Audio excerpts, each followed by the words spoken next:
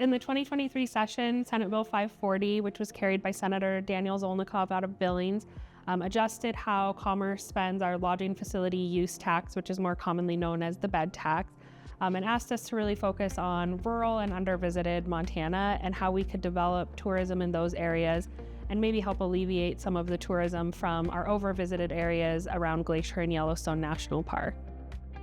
With Montana Indigenous Tourism Alliance applying for this funding, it really gives our Indigenous tribal sovereign nations a unified voice, and how the ultimate goal really is to ensuring that our tribal stories are told by our tribal nations themselves.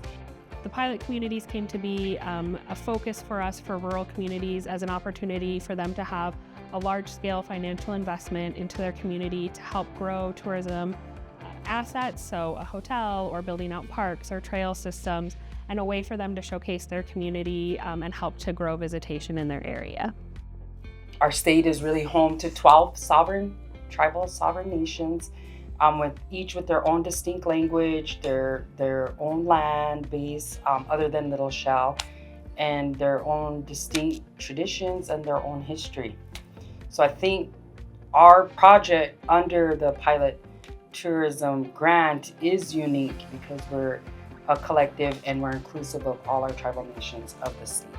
And not just our tribal nations, but the communities leading into the reservations. There are all different ways to approach tourism across the state, and every community has something different to offer.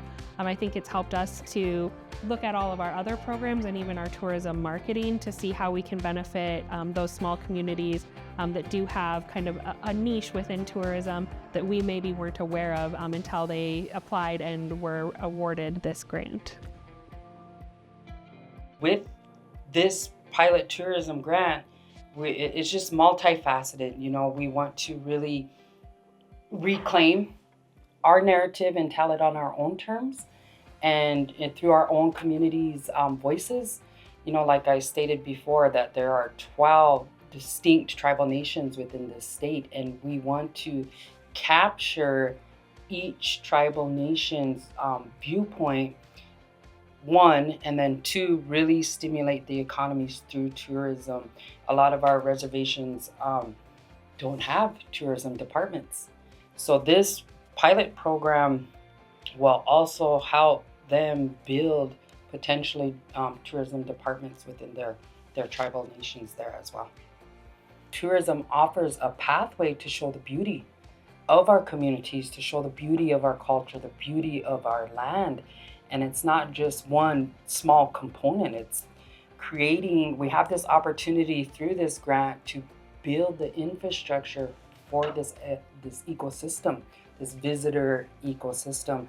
And it goes back to really developing these connections as well, not only with each other, but with our communities and with the outside world.